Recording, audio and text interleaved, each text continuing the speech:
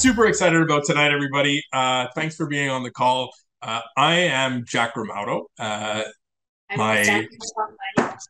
lovely counterpart. This is real life money.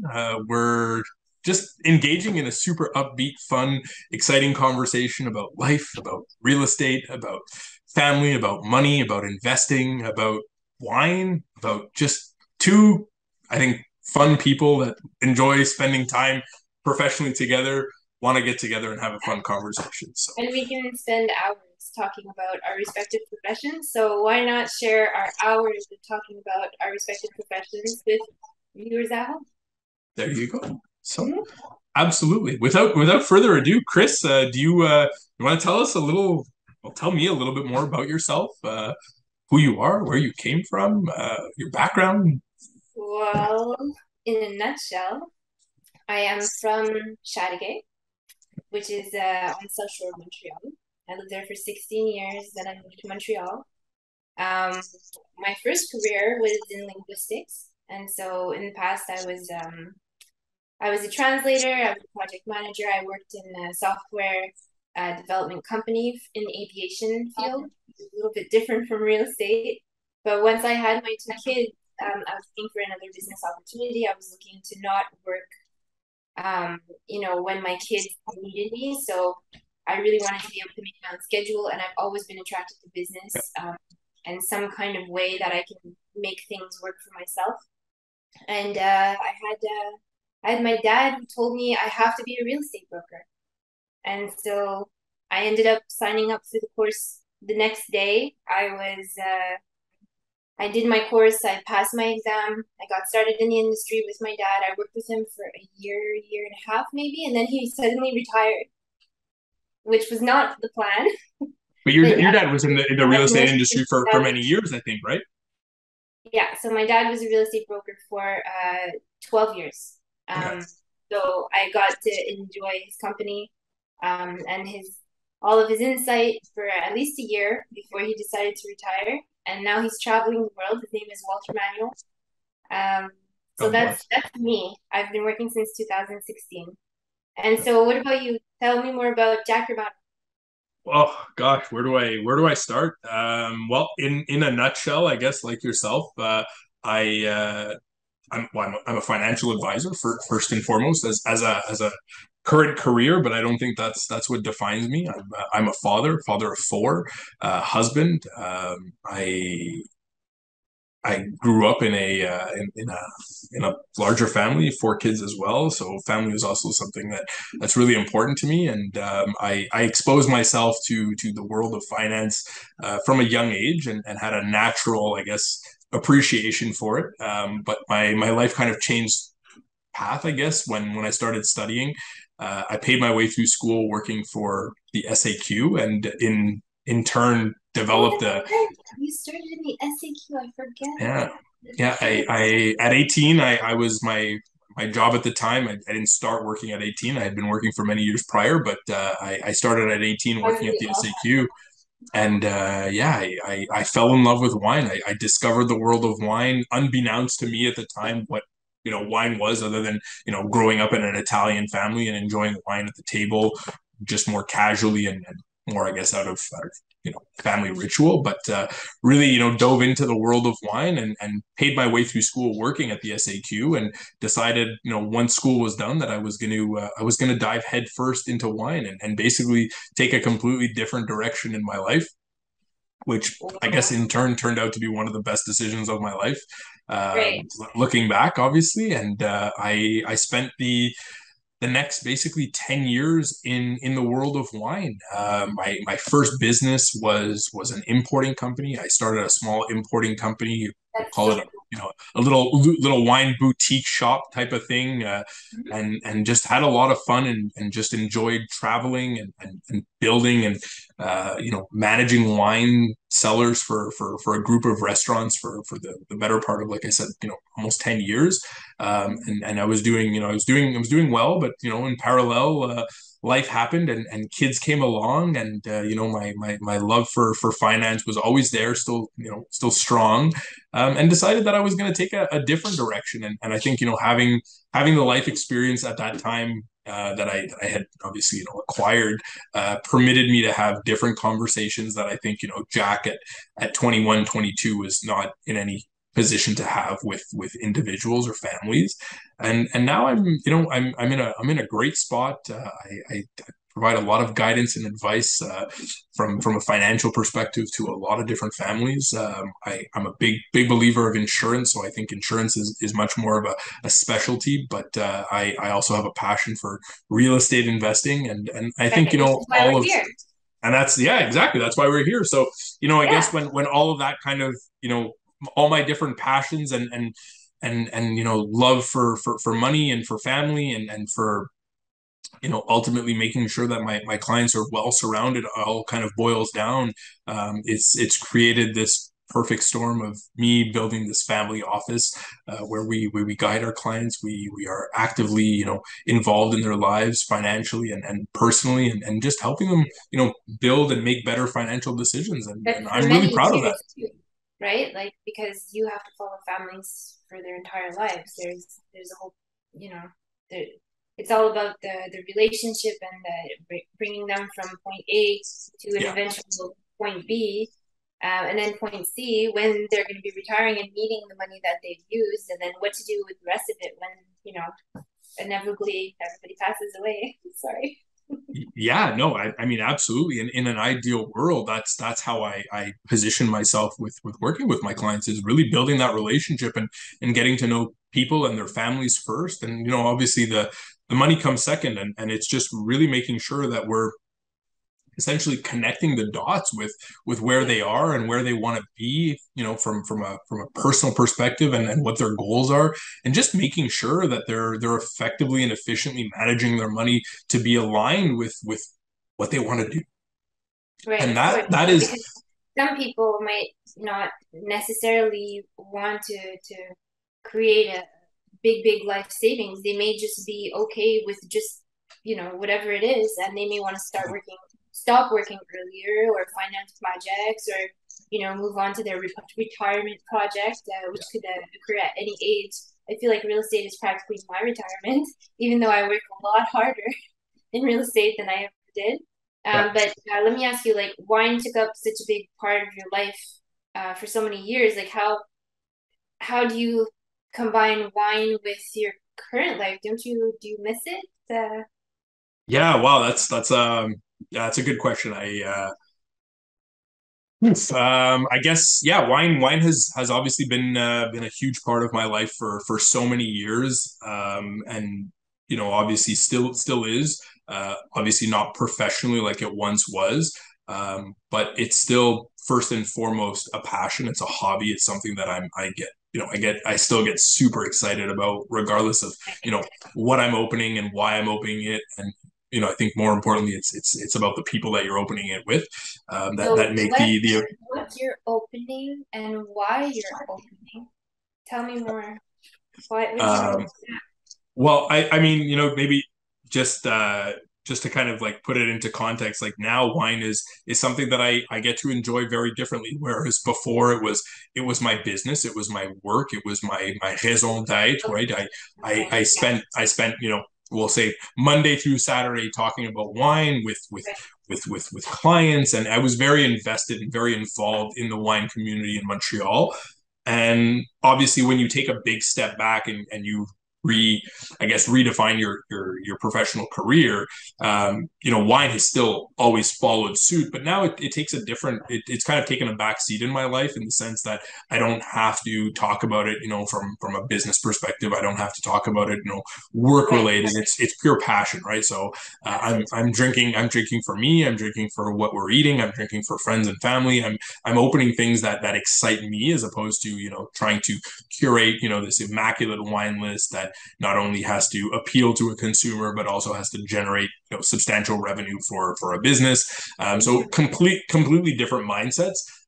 But wine is still a really big part of my life, and it will continue to be, because it's something that I feel very privileged to have been able to learn about and discover and explore. I traveled for many, many years in my 20s and visited some amazing countries and obviously, wine growing regions and vineyards and met so many wonderful people that it changes you. It impacts you in a way that whether you realize it or not, it kind of redefines you in those life experiences.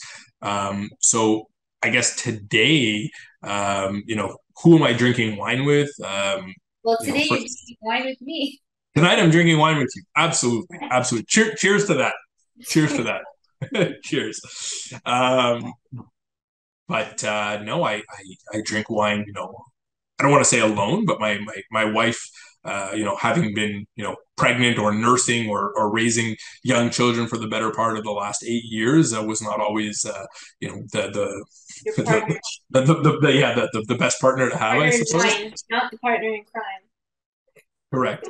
But now it's, life is changing. Our kids are growing up and things are changing. So yeah, we definitely drink wine together and, I'll go down to the cellar and pick out something nice. And, there's a lot more emotion that goes into it. And I can, now comfortably tell a story about, why daddy, if I'm with my kids or, around the dinner table, why daddy picked this wine and what it means to me. Because Ooh, for the most part, everything that I either buy and collect and hold or, buy to drink, relatively quickly has some sort of meaning to me, whether I've, met with or experienced something fun with the vintner, the person producing it, or spent time at the winery or, just visited the region in general. So I there's, have a question for you. So yeah. tonight, so for every single time that we meet and we have Mhm.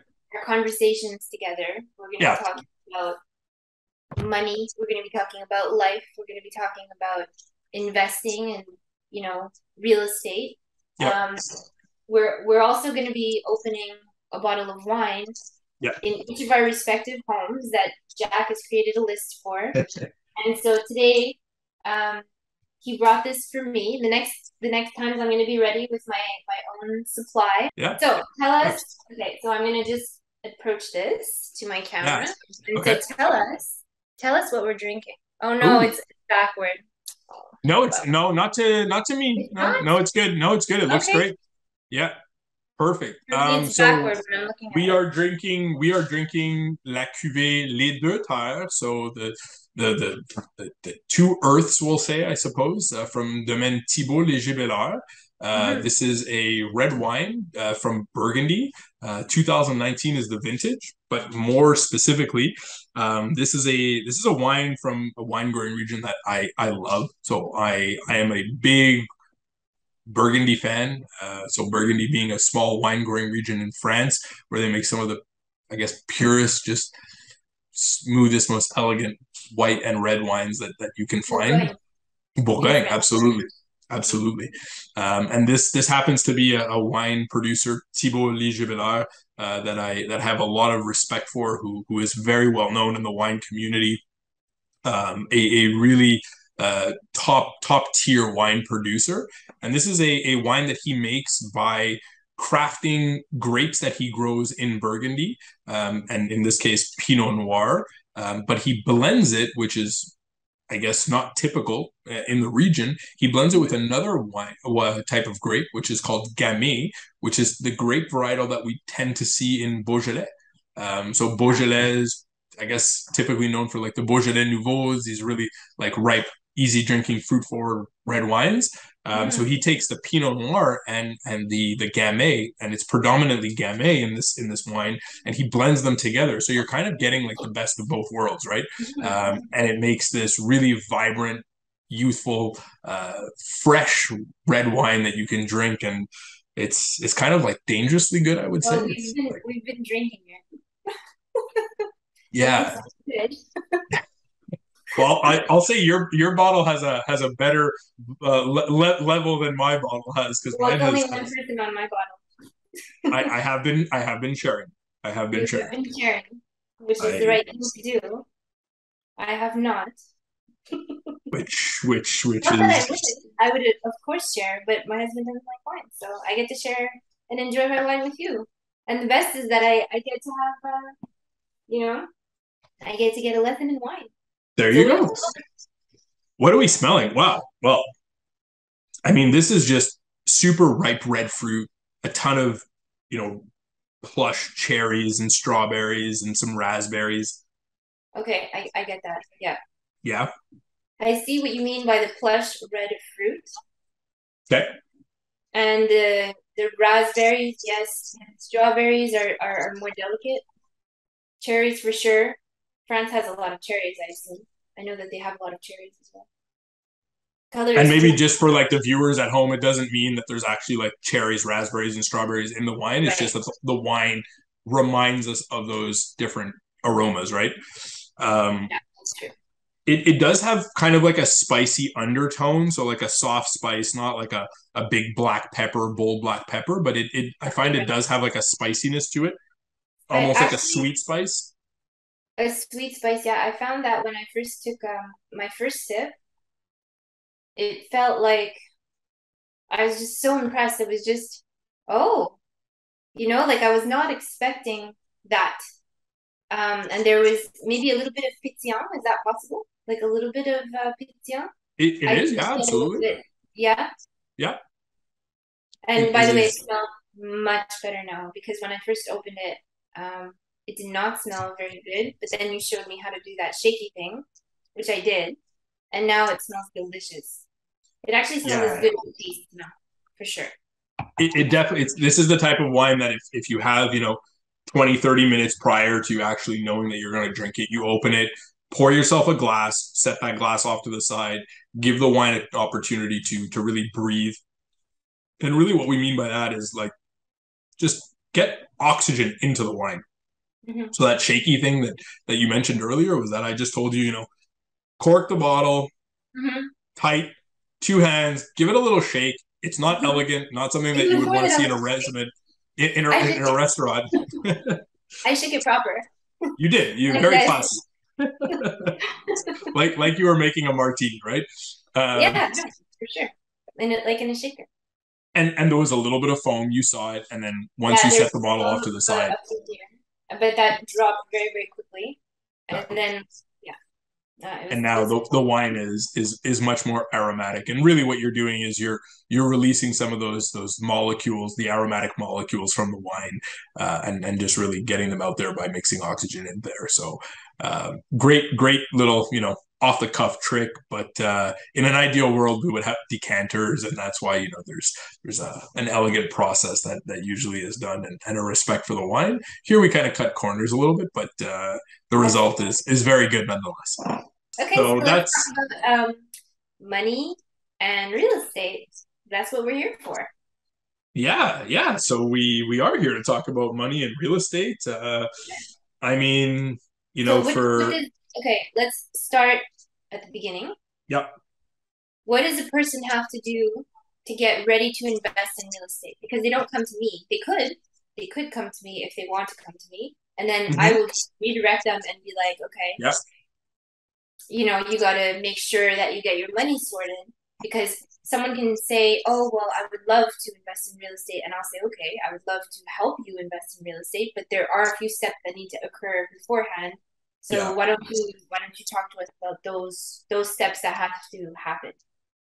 Yeah, and I think maybe just before diving into that awesome question, a couple of things. I think first and foremost, I think I just want to maybe remind each other, but I think we'll just remind the general viewers that are tuning in, watching this, is that obviously we're going to talk about so many different things. And real estate and finance is obviously the core of these conversations that we're having. But what we're trying to do is inspire people and maybe be the catalysts to think outside of the box and take action to potentially achieving different financial goals that you've maybe thought of or said one day I can see myself doing this, or I'd love to be able to do that one day, but you don't really know how. But I think most importantly, what people should take away is that whatever we're talking about, tonight or in future discussions that we'll have, is that this isn't these aren't recommendations. None of this is, specific to any one individual situation. And I think it's really important that if people do have questions or do want to dive deeper into something more specific, that they reach out, whether it's with us or with someone else that they feel comfortable with. I think it's important that you feel comfortable with, a real estate broker, financial advisor, or any financial professional that you surround yourself with. For sure. But reach out to have what I A guess I could say professional. is like a Reach out to a professional to yes. definitely let that professional kind of analyze the individual situation in order to Right. give proper real estate and financial advice, right? Exactly. Exactly. Absolutely.